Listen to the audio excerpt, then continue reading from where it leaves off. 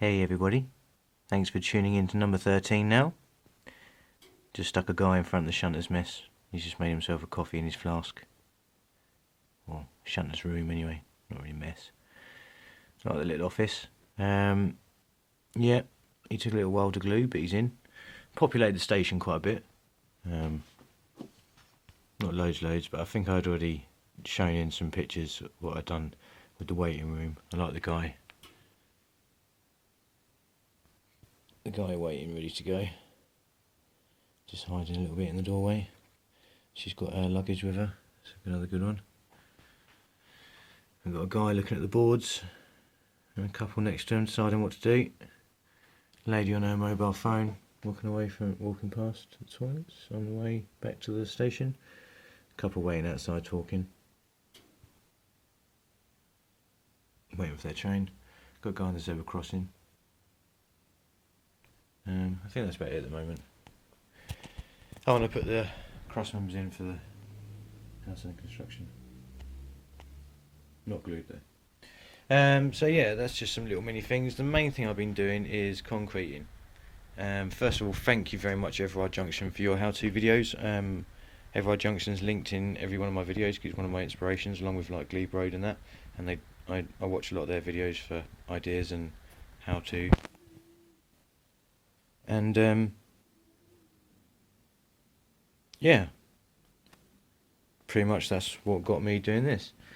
So because it's a diesel filling station, I'm not going to concrete the middle for this bit because I think because of drainage you wouldn't put concrete in here because there'd be no way of draining the diesel if there's any spillages. So I think it would be still ballasted in the middle. So going to concrete this bit and leave this bit ballasted and make it really black and stained from oil and petrol. I was about to say here we go, better see if it works, because I haven't really sanded it all down yet, but it's dry. It's been 3 days, and the wood's been taken out around the main edges. These bits I still need to do. Oh, I was making a little snowplow, so it looked like it'd been taken off one of the engines.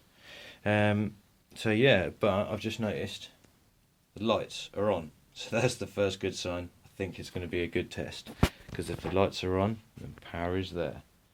So let's grab the controller and see what happens.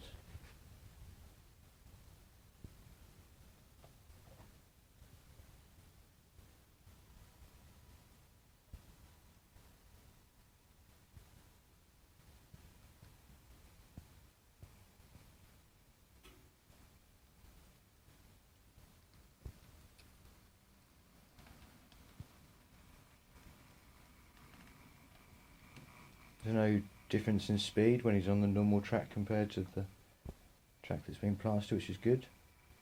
He's not wobbling or anything, so if I put him on 3 now, it's 3 mile an hour, that's a bit slow, it's 4. There's no like bobble as he hits it. If there's any shaking, it's my camera, not the train.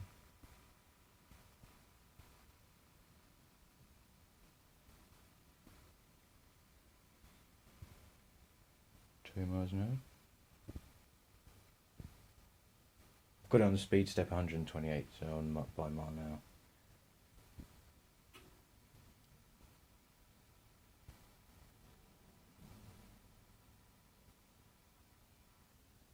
How do the sound signals are still really fast.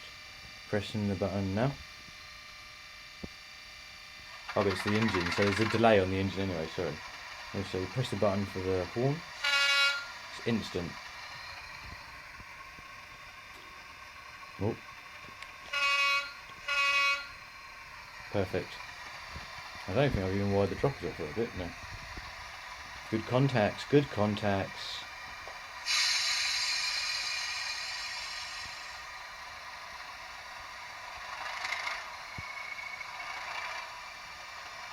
See if there's any cuts out in the sound. All fans on already, but no, it's overheating. I'll wait a little bit.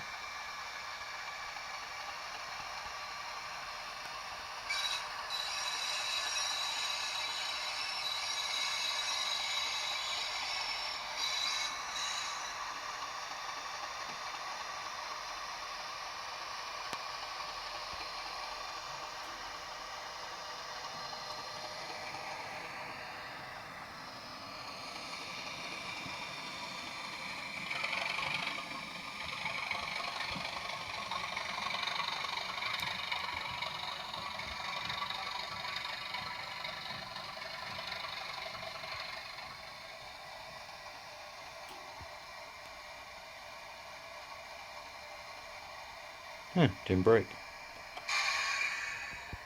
So yeah, I'm going to finish off concrete and the rest and get the base done for the engine shed, and yeah, I'll show you when it's done.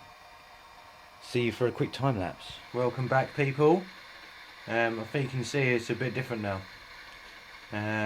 Well, since your last filming, I've done a load of weathering and ballasting. Got a little used walk path weathered into the gravel.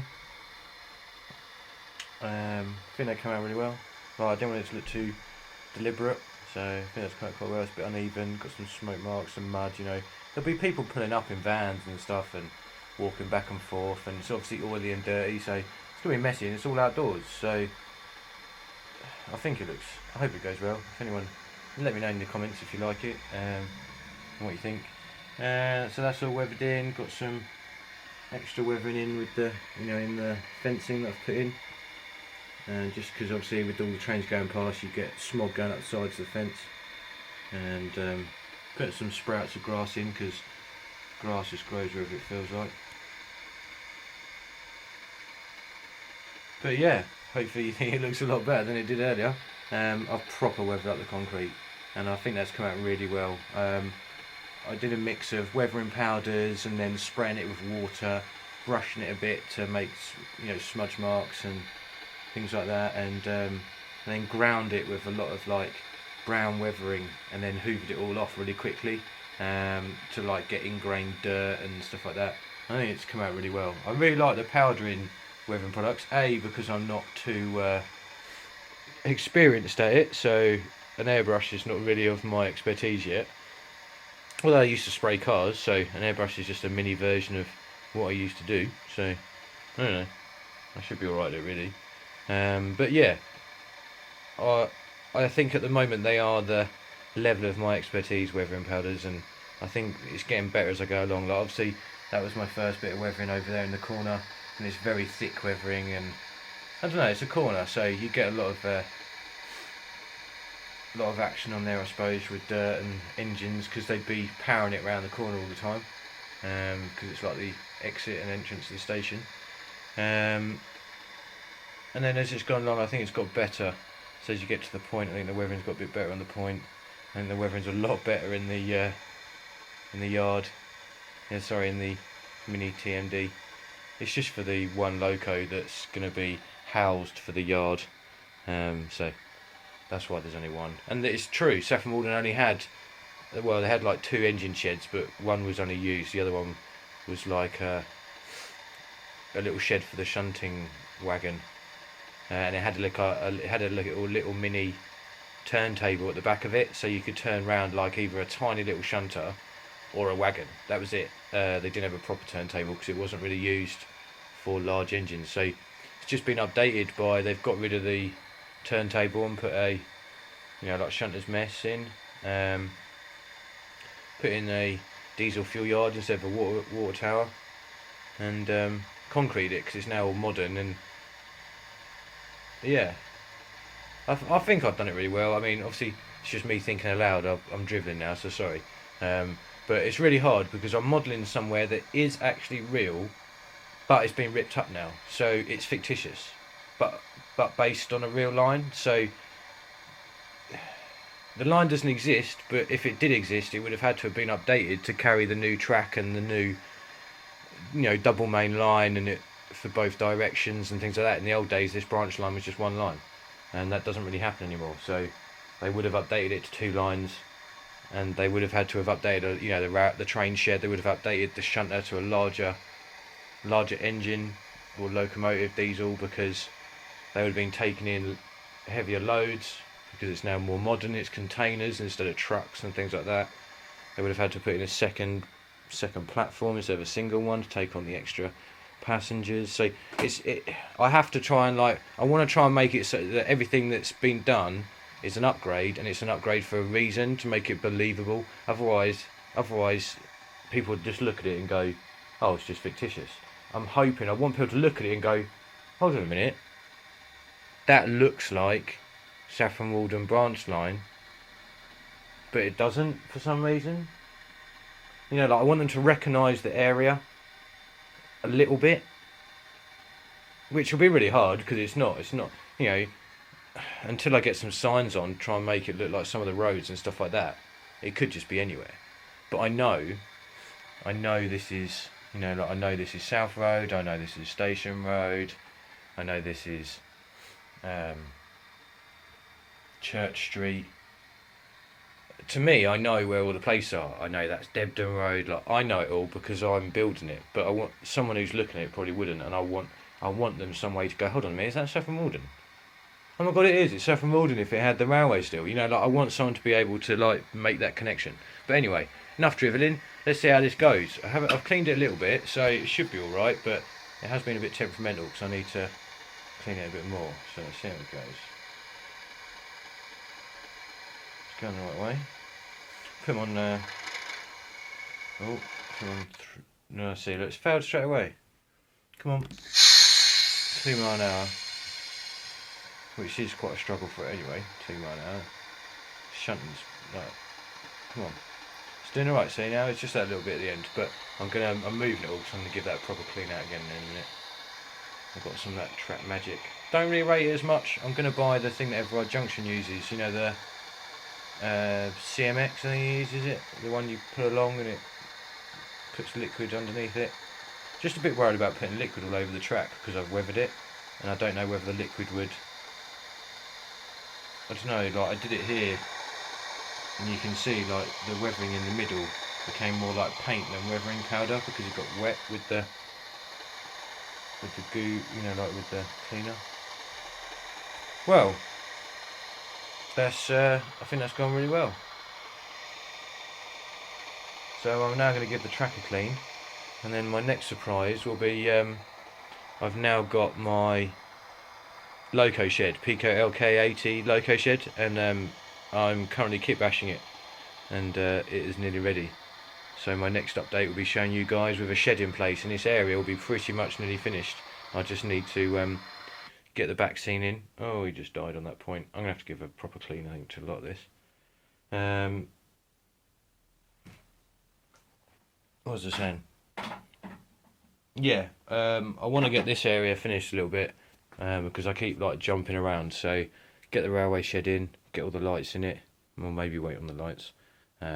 Get a back scene in, get all the trees in, and then that area is done. You know, so I can just say, you know what, I've done. Move to the next board, move to the next board, and I think that'll make me get it finished quicker because I'll have like a schedule, you know, it's like a board, fiddle yard, and I think that way I just will, you know, I've got like a plan, and you always need a plan to get things done. If you don't have a plan, you end up like milling about like I've been doing the last couple of days. So my plan is now everything in this section.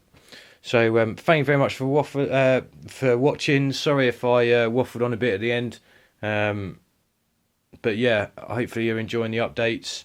I've got some more running sessions for you, so I'll get those videos in there. I didn't put all of them in the last one because I didn't want it to be too long. And I want you guys to enjoy the sound. So I've done a lot more. This time, my mate was actually doing the filming so that I could do a lot of the shunting movements and things like that in the last video. This time, I set it up running, and then I went back to filming because there was a lot of shots that I wanted to get, and I wanted to get some that had more scenery in them, so they hopefully look more realistic this time. So yeah, thanks all for watching again. This is number 13, so hopefully it wasn't unlucky. Next one's 14, and yeah, I think we're all on course to hopefully have this finished by the end of the year. Maybe not all the scenery, but I think the layout will be pretty much finished by the end of this year, definitely. And the majority of it, it'll just be wiring and lights and you know, detail. Awesome. Speak to you all soon.